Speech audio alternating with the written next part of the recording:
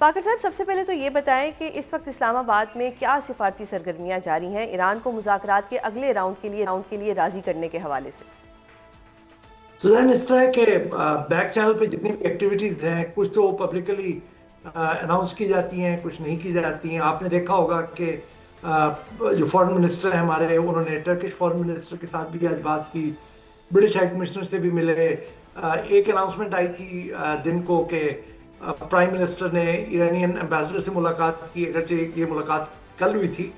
तो मुलाकातें हैं और सिर्फ जो बैक चैनल पे जो कॉन्टेक्ट्स हैं वो तो मुसलसल जारी हैं। और पाकिस्तान का गोल भी यही है कि किसी तरह से जो एक चैनल हमने ओपन किया था मार्च के महीने में, जिसकी आपने पहली नशिस्त एक हफ्ता पहले देखी थी, तो उस चैनल को सस्टेन किया जाए। और आपने फॉरेन ऑफिस से भी सुना होगा कि हमारा गोल है कि to keep this channel open. और ये जो पाकिस्तान जो जो सबसे बेहतर या सबसे ज्यादा कोशिश कर सकता है कि किसी तरह से कम्युनिकेशन का सिलसिला वो जारी रहे और ब्रेक डाउन इसमें ना हो। जो सबसे ज्यादा जो क्राइसिस बनता है वो उस वक्त होता है कि जब दोनों साइडों के दरमियान ख्यालात का तबादला, आइडियाज का तबादला, या फिर जो बातचीत है, एक दूसरे के पर्सपेक्टिव शेयर करना, वो बंद हो जाए। वो सबसे ज्यादा खतरनाक चीज होती है। लेकिन इस वक्त तक जो मुझे लगता है कि ये सिलसिला अभी तक जारी है, अगरचे हमें एक स्टेलमेट सा नजर आ रहा है कि ईरान टॉक्स के लिए नहीं आया। अमेरिका ने यूनिलैटरली सीज फायर अनाउंस की है और मामला रुके भी हैं।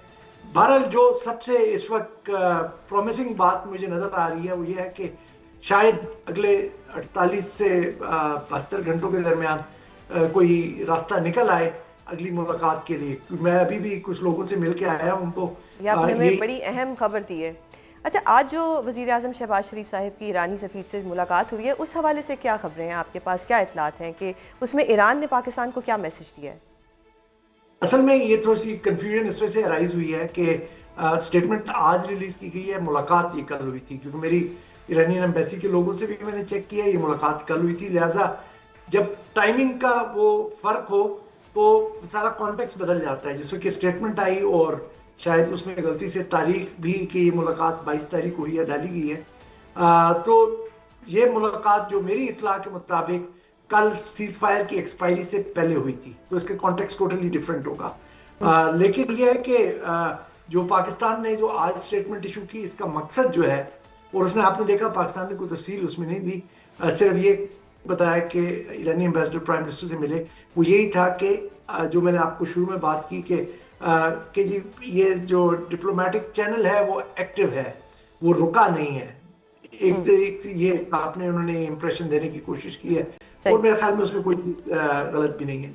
अच्छा, अब एक और चीज़ बताइएगा कि ईरान अभी तक अपनी इस कंडीशन के ऊपर स्टिक है कि जी हम लोग मुज़ाकरात की टेबल पर उस वक्त तक नहीं आएंगे जब तक अबनाए हुर्मत से जो नाकाबंदी है वो नहीं हटाई जाएगी, या आपको लगता है कि थोड़ी लचक दिखा दी जाएगी इस पॉइंट के ऊपर? नहीं, मुझे समझ नहीं आता कि लचक ईरान किस वजह से दिखाएगा। ईरान क्योंकि एक चीज पे उसने अगर स्टैंड लिया है, उसकी एक अपनी डोमेस्टिक कॉन्स्टिट्यूएंसी भी है, उनको भी उसने जवाबदेह होना है। अगर आपको पता है ईरान एक क्राइसिस में से गुजर रहा है जहां उनकी लीडरशिप को असैसिनेट कर दिया गया है, एक नई लीडरशिप आ चुकी है वहां पे, उसकी लेजिटिमेसी इस चीज से टाइड है कि वो रेजिस्टेंस करेंगे। ईरान के अंदर एक प्रो वॉर एक सेंटीमेंट चल रहा है। तो इस सूरत हाल में ऊपर से जब ट्रंप ये स्टेटमेंट्स देते हैं कि हमने ईरान को शिकस्त दे दी, हमारी एक डोमिनेंस है, ईरान के अंदर डिवीजन्स हो चुकी हैं, तो वो रिजॉल्व जो है ना वो और मजबूत हो जाता है और डिप्लोमेसी के लिए पेस कम हो जाती है। तो यहाँ पर जो अभी तक मुझे नजर आ रहा है वो फ्लेक्सिबिलिटी यूनाइटेड स्टेट्स की तरफ से ही आनी पड़ेगी कि किसी तरह से नाकाबंदी कम हो। आपने देखा होगा कि ईरान एक तरफ तो यह है कि नाकाबंदी की वजह से शिरकत नहीं की है, लेकिन आज आपने स्ट्रेट ऑफ हॉर्मुज में देखा होगा कि उन्होंने काइनेटिक एक्टिविटी भी की है। उन्होंने 2 जहाजों को कब्जा किया है, तीसरे को उन्होंने अटैक करके डिसेबल कर दिया है।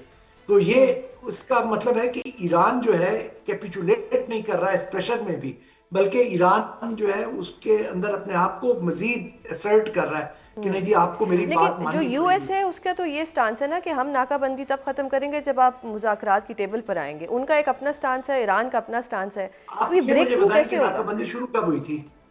नाकाबंदी शुरू हुई थी जब इस्लामाबाद की मीटिंग हो चुकी थी और 23 तारीख को शुरू हुई है। ये पूरी जंग में नहीं शुरू हुई। जंग में ईरान ने जब नाकाबंदी की है वो जंग स्टार्ट होने के बाद की। एग्रेसर कौन था उसमें? अमेरिका था। उससे पहले तो यहाँ पे कुछ रुकावट किसी जहाज को नहीं थी।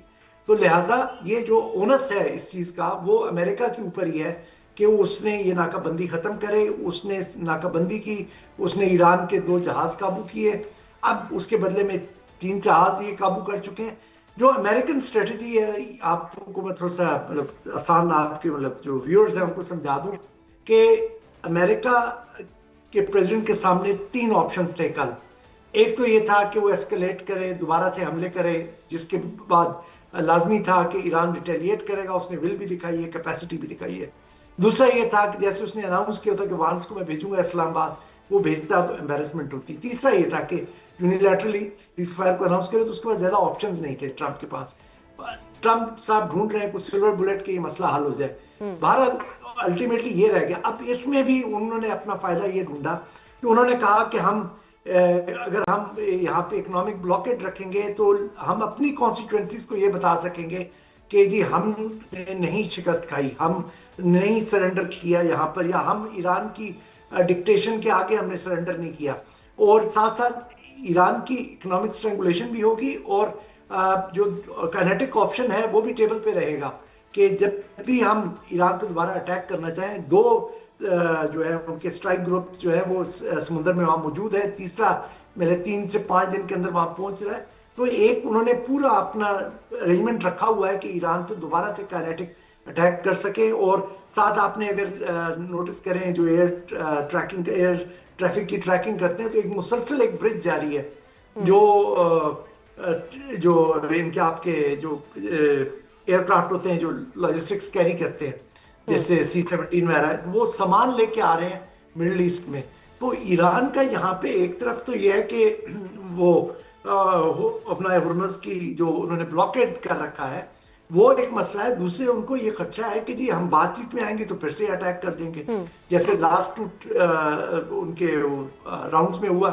तो एक तरफ ट्रस्ट का डेफिसिट है, दूसरी तरफ उनकी तो इस दफा क्या पाकिस्तान की गारंटी काफी नहीं होगी ईरान के लिए, अगर ईरान को ये खदशा है कि ईरान पे अटैक कर दिया जाएगा?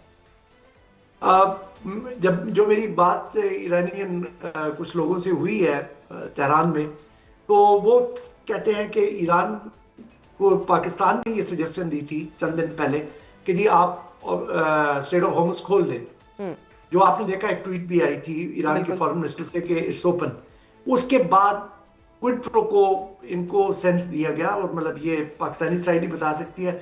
मैं आपको एक साइड का व्यू बता रहा हूँ, हमें पाकिस्तान से अभी तक कुछ नहीं सुनने को मिला, और ये इंटरनेशनली मुख्तलिफ आपके जो मीडिया आउटलेट्स हैं उनमें पब्लिश भी हो चुका है कि उसके क्विड प्रो को में ट्रंप ने जो नेवल ब्लॉकेट खत्म करना था उन्होंने नहीं खत्म किया। उसके बाद फिर दे वेंट बैक, उन्होंने फिर स्ट्रेट ऑफ हॉर्मुज़ बंद कर दिया। अब जब उनकी शिप्स वगैरह पे अटैक हुए उन्होंने अटैक्स करना शुरू किए, और देखिए ट्रैफिक बदस्तूर कम होती जा रही है।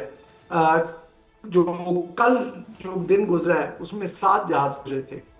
जो कॉन्फ्लिक्ट के दौरान ये 14 से 17 जहाज गुजर रहे थे, और आज 1 बजे तक दोपहर को, मेरे पास लेटेस्ट डाटा 1 बजे तक का ही है, सिर्फ 1 जहाज गुजरा है अभी।